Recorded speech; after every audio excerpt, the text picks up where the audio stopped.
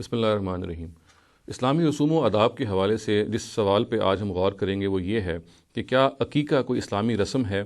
اور اگر ہے تو اس کی کیا بنیاد ہے۔ ہم اگر قرآن مجید پر غور کرتے ہیں تو ہمیں یہ بات بالکل صفائی سے سامنے آ جاتی ہے، اس میں کوئی دو رائے نہیں ہے کہ قرآن مجید میں عقیقے کا کوئی ذکر نہیں ہے، چنانچہ قرآن اس کے بارے میں بالکل خاموش ہے۔ ہاں، جس چیز کے بارے میں ہمیں جاننا چاہیے وہ یہ ہے کہ نبی صلی اللہ علیہ وسلم کی اپنی روایات میں، ان کی اپنی تاریخ میں، ان کی اپنی ہسٹری میں جو ان سے منسوب روایتیں اس میں اس کا تذکرہ ضرور موجود ہے۔ اور یہ دیکھیے کہ اگر ہم ہسٹری پڑھیں گے تو ہمیں معلوم ہو جائے گا کہ عقیقہ اصل میں عرب جاہلیت کی ایک رسم تھی، اور اس میں ان کا تصور یہ تھا کہ ایک جانور کو ذبح کیا جائے گا، اور اس جو ذبح شدہ جانور ہے اس کا جو خون ہے وہ عام طور سے اس نومولود کے ماتھے پہ ٹپکایا جاتا تھا، اس کو رب کیا جاتا تھا، اور اس کے پیچھے تصور یہ تھا کہ جب تک یہ نہیں کیا جائے گا اس وقت تک وہ جو بچہ ہے وہ کسی نہ کسی مصیبت کا شکار ہو سکتا ہے، وہ کسی نہ کسی ایسی کلیمٹی کا شکار ہو سکتا ہے۔ چنانچہ وہ خون جو تھا اس ذبح شدہ جانور کا، یہ تصور کیا جاتا تھا کہ اس بچے کو کسی اس طرح کی کلیمٹی سے، کسی اس طرح کی مصیبت سے اس کو بچائے گا، اور اسی لحاظ سے یہ عقیقے کی رسم عرب جاہلیت میں پائی جاتی تھی۔ یہ پھر سوال نبی صلی اللہ علیہ وسلم کے اپنے زمانے میں، چونکہ ظاہر ہے آپ عرب میں پیدا ہوئے، ان سے بھی کیا گیا،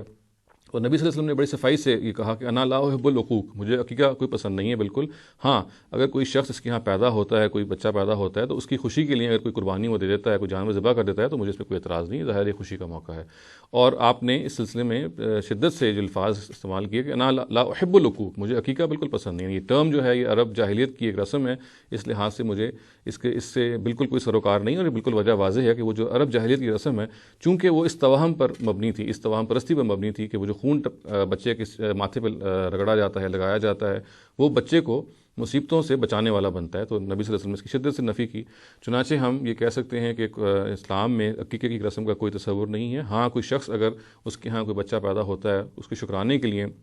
وہ کوئی قربانی اگر دیتا ہے تو اس میں کوئی حرج نہیں ہے، ایک بڑی پسندیدہ چیز ہے۔ قربانی کے علاوہ کوئی اور وہ انفاق بھی کر سکتا ہے، اور اس کو یہ بھی اس کے ذہن میں رہنا چاہیے کہ جو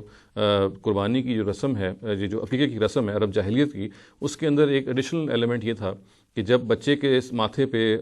خون ٹپکایا جاتا تھا، اور اس تصور سے ٹپکایا جاتا تھا کہ یہ خون جو ہے بچے کو بچا لے گا کسی مصیبت سے، اس کے بعد پھر بچے کا جو سر ہے اس کو پھر شیو کر دی جاتی تھی، اس سر کو کی حجامت بنا دی جاتی تھی، کمپلیٹ صفایا کر دیا جاتا تھا، تاکہ یہ بھی ایک سمبل کے طور پہ رہے۔ تو یہ بات بھی ذہن میں رہنی چاہیے کہ آج اگر کسی بچے کی حجامت بنائی جاتی ہے یا اس کا سر منڈایا جاتا ہے تو یہ بھی ایک بالکل آپشنل چیز ہے۔ اگر آپ چاہتے ہیں اور کوئی ہائیجینک وجہ ہے، کوئی ایسی وجہ ہے جس کے نتیجے میں بچے کے بال مثال کے طور پہ اگر ڈاکٹر کہتے ہیں کہ بہتر طور پہ اگیں گے تو تب بھی کیا جا سکتا ہے۔ اگر آپ سرے سے نہ کریں تب بھی اس کو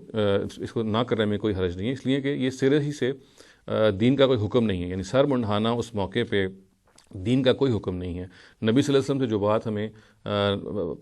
واضح ہوتی ہے وہ یہ ہے کہ اس موقع پہ اگر شکرانے کے طور پہ قربانی کر لی جائے تو اس میں کوئی حرج نہیں ہے، اور یہی ہے بس جو کہ نبی صلی اللہ علیہ وسلم میں ملتا ہے۔ اس کے علاوہ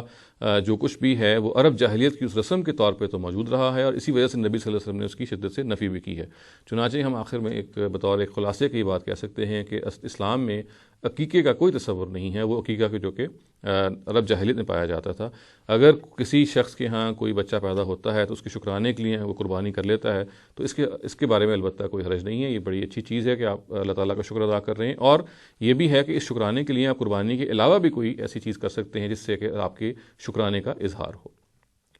اقول قولی ھذا واستغفر اللہ لی ولکم ولسائر المسلمین والمسلمات۔